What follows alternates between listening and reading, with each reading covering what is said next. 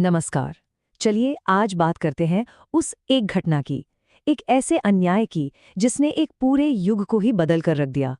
हम ये समझने की कोशिश करेंगे कि आखिर कैसे उस भरी सभा में कुछ महान लोगों की खामोशी महाभारत जैसे महाविनाश का कारण बन गई। ये जो बात है ना, ये इस पूरी कहानी का सार है। ये सिर्फ एक लाइन नहीं बल्कि एक चेतावनी है। ये हमें दिखाती है कि कैसे अच्छे लोगों का कुछ ना करना कभी-कभी बुरे लोगों के कामों से भी ज्यादा खतरनाक हो सकता है। तो चलिए देखते हैं कि हस्तिनापुर की सभा में ये बात कैसे सच साबित हुई। तो कहानी शुरू होती है एक शांत रात से, पर हस्तिनापुर के महलों में ये शांति ज्यादा देर टिकने वाली नहीं थी। राजकुमारी द्रौपदी तक एक ऐसी खबर पहुंचती है जो सचमुच उनके पैरों तले जमीन खिसका देती है। खबर ये थी कि उनके पति धर्मराज युधिष्ठिर उन्हें जुए में हार चुके थे। सोचकर देखिए कितनी अविश्वसनीय और अपमानजनक हार थी ये। एक राजा ने अपनी ही पत्नी को बिना उसकी मर्जी के एक चीज की तरह दांव पर लगा दिया था। अब इस कहानी को समझने के लिए धर्म को समझना बहुत जरूरी है। देखिए, धर्म सिर्फ कोई नियम या पूजा पाठ नहीं है, बल्कि वो एक नैतिक व्यवस्था है जो इस ब्रह्मांड को बैलेंस में रखती है। ये वो कर्तव्य है जो एक राजा को, एक पति को, एक गुरु को, हर किसी को निभाना होता है। और उसी दिन, उसी राजसभा में वही धर्म दांव पर लगा हुआ था। और तभी द्रौपदी के कमरे का दरवाजा एक जोरदार धमाके के साथ खुलता है। अंदर कौन आता है? कौरवों का सेनापति दुशासन। उसकी आंखों में अहंकार था और होठों पर एक बहुत ही क्रूर मुस्कान। वो यहाँ किसी राजकुमारी को सम्मान देने नहीं, बल्कि एक दासी को सभा में घसीट कर ले जाने आया था। और फिर वो हुआ जो किसी ने कभी सोचा भी नहीं होगा। दुशासन ने द्रौपदी के बाल पकड़े और उन्हें जबरदस्ती हस्तिनापुर की राजसभा की तरफ घसीटना शुरू कर दिया।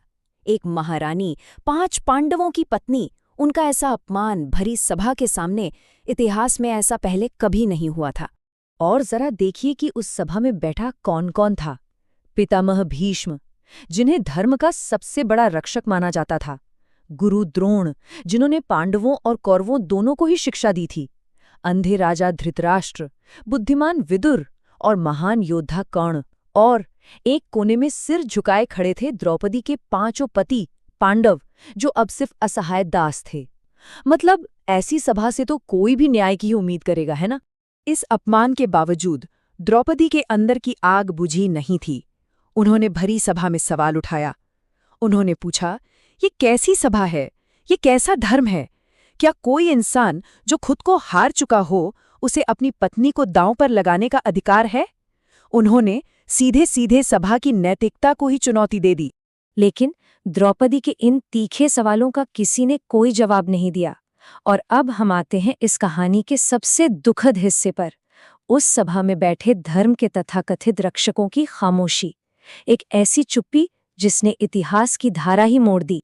ये स्लाइड उस भयानक सच्चाई को दिखाती है। भीष्म अपनी प्रतिज्ञा के बोझ तले दबे हुए थे, द्रोणाचार्य अपने पद और नौकरी की वजह से चुप थे, और राजा धृतराष्ट्र, वो तो अपने बेटे के मोह में पूरी तरह से अंधे हो चुके थे। धर्म के वो सबसे बड़े स्तंभ, जिन्हें न्याय की रक्षा करनी थी, एक एक करके ढहते चले गए। द्रौपदी ने सीधे पितामह भीष्म से गुहार लगाई। हे पितामह, आप तो धर्म के स्तंभ हैं, नीति के सबसे बड़े जानकार हैं। आप अपनी आंखों के सामने ये अधर्म होते हुए कैसे देख सकते हैं? ये सिर्फ एक सवाल नहीं था, ये एक पोती की अपने दादा से न्याय की भीख थी। फिर उन्होंने अपने गुरु द्रोण की तरफ देखा और पूछा, हे आचार्य, क्या आपने अपने शिष्यों को सिर्फ हथियार चलाना सिखाया था? क्या अधर्म के सामने एक गुरु को बस चुप ही रहना चाहिए? उनका हर सवाल सभा में बैठे लोगों के ज़मीर को झकझोर रहा था, लेकिन जुबानें फिर भी खामोश थीं। और आखिर में राजा धृतराष्ट्र, जो न्याय के सबसे ऊंचे पद पर थे, उन्होंने अपना फैसला सुनाया। उन्होंने अपने बेटे के मोह में न्याय का गला घोट दिया और घोषणा कर दी कि द्रौपदी अब एक दासी है और उसे दुर्योधन की हर आज्ञा माननी होगी। बस इस एक फैसले ने अधर्म पर राजसभा की आखिरी मुहर लगा दी। जब सभा में बैठे हर इंसान ने द्रौपदी का साथ छोड़ दिया, जब धर्म और न्याय के सारे दरवाजे बंद हो गए, तब उनके पास सिर्फ एक ही सहारा बचा था, एक ऐसी शक्ति से प्रार्थना करना जो इंसानों के न्याय से परे थी। इसी बीच अपने जीत के नशे में चूर दुर्योधन ने अपमान की सारी सीमाएं लांघ दीं।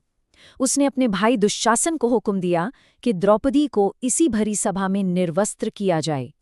ये वो पल था जहां से वापसी का कोई भी रास्ता नहीं बचा था। पूरी सभा में एक मौत जैसा सन्नाटा छा गया। और ठीक उसी पल एक चमत्कार हुआ। जैसे ही दुशासन ने द्रौपदी की साड़ी को हाथ लगाया, द्रौपदी ने आंखें बंद करके श्री कृष्ण को पुकारा। दुशासन साड़ी खींचता गया और एक के बाद एक नई साड़ी प्रकट होती गई। वो खींचता रहा और वस्त्रों का एक अंतहीन सिलसिला बनता गया। आखिर में दुशासन थक हारकर अपमानित होकर जमीन पर गिर पड़ा। कृष्ण की कृपा ने द्रौपदी का सम्मान तो बचा लिया, लेकिन उस दिन हस्तिनापुर ने अपनी आत्मा खो दी। सभा में बैठे हर एक व्यक्ति की खामोशी ने यह साबित कर दिया था कि उस राज्य का नैतिक पतन हो चुका है, हमेशा के लिए। इस चमत्कार के बाद सभा की चुप्पी आखिरकार टूटी। लेकिन ये न्याय की आवाज नहीं थी, ये थी प्रतिशोध की प्रतिज्ञाओं की गूंज। अब युद्ध के बीज बो दिए गए थे। अपनी हार से बौखलाए दुर्योधन ने अपनी जांघ पर हाथ मारते हुए द्रौपदी को वहां बैठने का घिनौना इशारा किया। ये वो आखिरी अपमान था जिसने पांडवों के सब्र का बांझ हमेशा के लिए तोड़ दिया। इस पर भीमसेन क्रोध से ऐसे गरजे कि पूरी सभा कांप उठी। उन्होंने प्रतिज्ञा ली, जिस जांघ को दिखाकर इस पापी ने ये शब्द कहे हैं, मैं सौगंध खाता हूं, उसी जांघ को युद्ध भूमि में अपनी गदा से तोड़ डालूंगा। और आखिर में द्रौपदी ने उस पूरी मूक सभा को श्राप दिया। उन्होंने कहा, जो मेरी पीड़ा पर चुप रहे, उनकी मृत्यु पर ऐसा विलाप होगा कि ये दुनिया उसे सदियों तक याद रखेगी। अब वो सिर्फ एक पीड़ित नहीं थीं, बल्कि आने वाले विनाश की वजह बन चुकी थीं। तो समझने वाली बात यह है कि महाभारत का वो महान युद्ध सिर्फ जमीन या राज्य के लिए नहीं हुआ था। उसका असली कारण था एक स्त्री का अपमान, और उस अपमान पर धर्म के तथाकथित रक्षकों की वो भयानक चुप्पी। और ये कहानी हमें एक बहुत गहरे सवाल के साथ छोड़ जाती है। जब वो लोग चुप रह जाते हैं जिनका कर्तव्य ही रक्षा करना हो, तो पहले क्या नष्ट होता है? किसी एक इंसान का सम्मान या फिर खुद धर्म ही खत्म हो जाता है? ये एक ऐसा सवाल है जिस पर हम सबको सोचना चाहिए।